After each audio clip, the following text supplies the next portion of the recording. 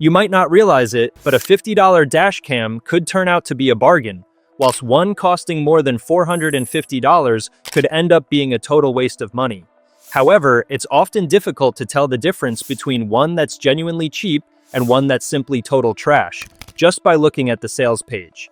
So here's my list of the best budget dash cams ranked by price, exposing the strengths and pitfalls across the 7 different price tiers, with the final entry being the sweet spot between cost and value.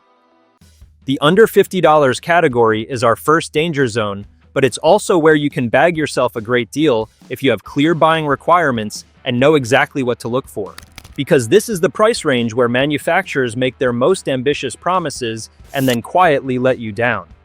You'll find cameras advertising 4K recording, advanced night vision, and 24-hour protection for less than a family meal. But here's the catch. When the entire camera costs under $50, those claims often come at the expense of recording stability, dependable storage, or image quality that can actually preserve useful evidence. Here's what you need to do. Instead of chasing impressive numbers, prioritize stable 1080p recording, reliable loop recording, and a G-sensor that protects important footage from being overwritten. Check the manufacturer's memory card requirements as well. Continuous recording is extremely demanding, and an incompatible card can create recording gaps or corrupted files without providing an obvious warning. Parking protection is another common trap. A small internal battery cannot normally monitor your vehicle overnight. Unless the camera includes an alternative power system, extended parking recording will require a separately purchased hardwire kit. If you want to skip the drawn-out research process, then you can go for the Rexing V1 Basic. Because rather than promising premium technology at an impossible price, it concentrates on the essentials.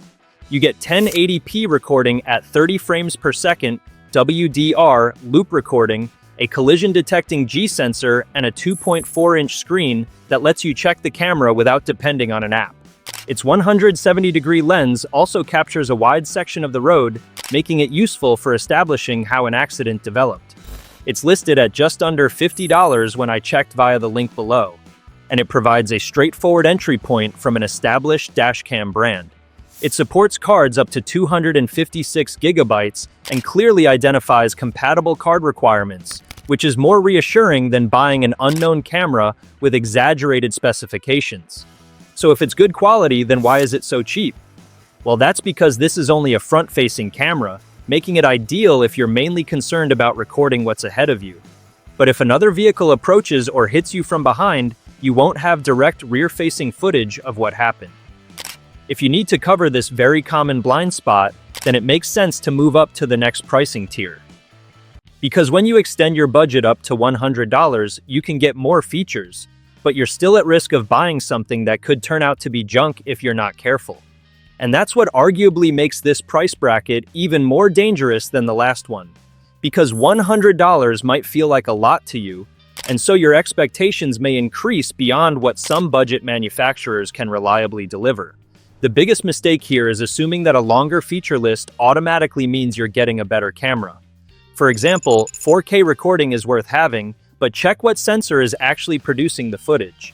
A recognized sensor from a manufacturer such as Sony is more reassuring than an unexplained 4K claim from a brand providing almost no information about the hardware behind it. You should also start looking for front and rear coverage at this price, rather than paying close to $100 for another basic front-only setup. The Baseus VD1 Pro Solar Dash Cam is a good example. It combines 4K front and full high-definition rear recording, giving you a better chance of capturing useful detail from both directions.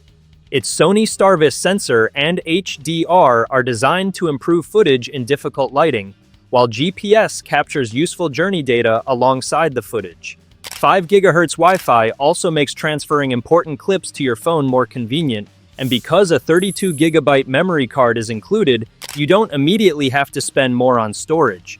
Its parking system is highly unusual, but in a good way. The built-in battery and solar charging allow it to enter a low-power standby mode without requiring a hardwire kit. If an impact is detected, it wakes and records a 30-second clip, giving you some protection while parked, without continuously drawing power from your car battery. It's worth noting that continuous recording while driving still requires the included power cable, and the rear camera remains wired. However, when I checked via the link below, it was available for just $99 for a limited time. I think this dashcam is a strong budget pick because it gives you solid dual camera protection, included storage, and basic parking coverage, without forcing you to immediately spend more on essential extras. The last point is important because the next price bracket is where some sellers will do their best to squeeze every last penny out of you. You might not realize it, but whilst the $150 price ceiling does offer some high-quality dash cams that won't let you down, what you see on the initial price tag isn't always the final price you'll pay. This is the bracket where you can encounter a plethora of hidden extras, just to get the camera to work as you'd expect. For example, parking mode might require a separate hardwire kit. A rear camera may cost extra. You could need a suitable high-endurance memory card, an additional GPS module, or even professional installation if you don't want cables running through your interior. And once several additional purchases are added, a seemingly cheap $120 dash cam can suddenly be competing with much better equipped cameras from the next price bracket. So before buying, check exactly what comes in the box and separate the features that work immediately from those requiring additional hardware. The WOLFBOX G840S is a useful example of what to look for. When I checked via the link below, it was available for around $130 for a limited time, and several of the extras that can inflate the final cost are already included. You get 4K recording at the front and full high definition at the rear, giving you coverage in both directions, while the rear camera also doubles as a wider reversing view through the 12-inch mirror display. An external GPS antenna is included rather than being another optional purchase, and you also get a 32GB memory card, so you can start recording without immediately paying extra for storage. 5.8 GHz Wi-Fi makes retrieving footage through the app easier, while HDR and WDR are designed to help the cameras deal with more difficult lighting conditions. But there is still one extra you need to know about. If you want to use its 24-hour time-lapse parking mode, you'll need to purchase a compatible hardwire kit separately. And that perfectly demonstrates the rule at this tier. Don't judge value by the advertised price or the length of the feature list. Judge it by what the complete setup will actually cost you. But before you click the buy button, there's another costly mistake that you might not realize until months after your purchase. Once you hit the $200 threshold, it's extremely easy to end up paying for features that are genuinely high quality, but after months of use, you discover that you didn't actually need them at all. So at this level, your buying decision should become much more personal. For example, dual 2K recording is genuinely useful if you want a better chance of preserving identifying detail from both the front and rear of your vehicle. But if most of your driving is slow, local, and during daylight, a dependable full high-definition rear camera may already provide everything you realistically need. The same applies to advanced low-light hardware. Sony Starvis 2 sensors and HDR on both cameras can be valuable if you frequently drive after dark, through poorly lit areas, or in situations where bright headlights and deep shadows make important details harder to capture. But if you rarely drive at night, you may be paying extra for an advantage you'll hardly ever use. Parking protection is another feature where your circumstances matter. Buffered parking mode can preserve footage from before an incident as well as afterwards, which is extremely useful if you regularly leave your vehicle on the street, in public car parks, or somewhere vulnerable to vandalism. But if your vehicle spends most of its parked time inside a secure garage, that extra protection may have very little opportunity to benefit you. Coming in at under $170 when I checked via the link below, the VIOFO A229 Plus is a good example of a camera offering these higher-end features. It uses Sony Starvis 2 IMX675 sensors on both cameras, with 2K recording and HDR at the front and rear.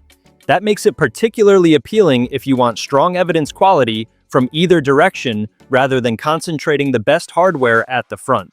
Its buffered parking mode can also preserve approximately 15 seconds before a detected event and 30 seconds afterwards, although you'll need the compatible hardwire kit to use parking mode. Voice control also lets you perform certain functions without taking your hands off the wheel. These are all worthwhile features, but at this price, don't just ask whether they're good. Ask how often you will actually benefit from them. And if you're still unsure which features are genuinely worth paying for, my ultimate dashcam buying guide in the description walks you through exactly what you need and what you can safely skip. But even if you carefully avoid paying for features you don't need, spending more still doesn't guarantee the one thing that matters most when something actually goes wrong. If you're spending more than $200, it's easy to assume that a higher price and better image quality automatically mean better protection. But this is where you need to judge the dashcam as a complete recording system. There's little benefit in paying for excellent image sensors if the storage they depend on becomes the weak point, or if the underlying hardware isn't designed for the heat and constant recording that comes with everyday use. So as your budget increases, look for improvements across the entire system rather than one spectacular headline specification. The REDTIGER F77 V2 is a good example of what that can look like. For starters, it uses Sony sensors at both the front and rear, with each camera recording in 4K at 30 frames per second. That means you're getting high-resolution recording and strong sensor hardware in both directions, rather than paying a premium for an excellent front camera paired with a much weaker rear one. But one of its more interesting upgrades is actually something you can't see in the footage. Instead of relying on a removable memory card, it includes 256 gigabytes of built-in eMMC storage. That removes the need to choose and maintain a compatible memory card yourself, while REDTIGER also says its storage includes error correction and power-off protection. It also uses a supercapacitor rather than relying on a conventional internal battery for normal operation. So this is the standard I'd start demanding once you move beyond $200. Don't just look for the camera with the biggest resolution number. Look for one where the recording quality, rear coverage, storage, and underlying hardware have all improved together. Because that's the difference between paying for premium specifications and actually getting premium protection. You can pick up the F77 below, but if you're prepared to spend a premium on your dashcam, then here's why you really need to spend time checking out the previous customer reviews. Because if you're going to spend up to $450 or potentially even more, complete 3 or 4 channel coverage, high quality footage, and solid parking protection become an expectation, not a bonus. At this level, reviews become more useful than another impressive specification. Check whether owners report dropped camera connections, unreliable apps, awkward installation, overheating, mounting problems, or storage issues. Most importantly, look for the same complaint appearing repeatedly across reviews of the exact model you're buying. The Vantrue N5S is a strong example. It records across 4 channels, covering the road ahead, the rear, and 2 separate cabin views. The front captures at up to 2.7K, the rear exterior camera at 1440p, and all 4 cameras use Starvis 2 technology for stronger low-light recording. That extra coverage makes far more sense for rideshare drivers, families carrying passengers, or anyone who wants evidence from inside the vehicle as well as outside it. Its buffered parking mode can also preserve approximately 10 seconds before a detected event, although parking surveillance requires the separately purchased hardwire kit. But the reviews expose an important ownership detail. 4 cameras generate huge amounts of footage. Verified owners report that the N5S needs a fast U3 or A2 rated memory card, and smaller cards can overwrite footage quickly if you don't regularly save important clips. Owners also consistently praise the video quality, broad coverage, and relatively straightforward installation, while several highlight the app and voice controls as genuinely useful once everything is configured. My detailed review is in the description along with the purchase link. But after working through every price bracket, there's one final question that matters more than simply asking how much you can afford. At what point have you actually covered the important weaknesses without paying to solve problems you don't have? More specifically, for most drivers, the better question is, how far up the price ladder do you actually need to go before the major compromises start disappearing?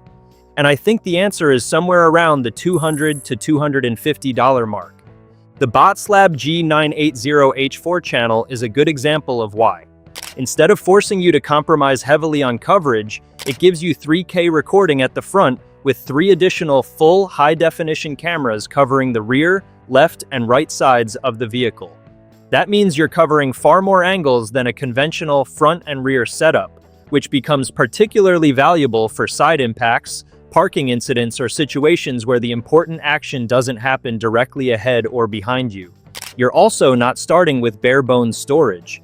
A 128GB memory card is included, while the camera supports capacities up to 512GB if you eventually need longer recording retention. Also, several of the other weaknesses we've encountered throughout the price ladder are addressed at the same time. It uses a supercapacitor rated for temperatures from -20 to 70 degrees Celsius, includes built-in GPS, and 5.8 GHz Wi-Fi. Parking protection gives you time-lapse, motion-based Sentry mode, and collision detection when paired with the required hardwire kit. And its emergency recording system can preserve 8 seconds from before a detected impact, rather than only saving what happened afterwards. So the reason I consider this price range the sweet spot isn't because the BOTSLAB has one spectacular specification. It's because by this point, most of the compromises that forced us into the higher price brackets have started disappearing at the same time. You have broad coverage, useful recording quality, substantial included storage, proper parking options, heat-resistant power hardware, and convenient access to your recordings. That's the threshold I'd be looking for, where you're no longer fixing one major weakness by accepting another. However, if you're still not satisfied, check out my video appearing on the screen now for even more budget dash cam options.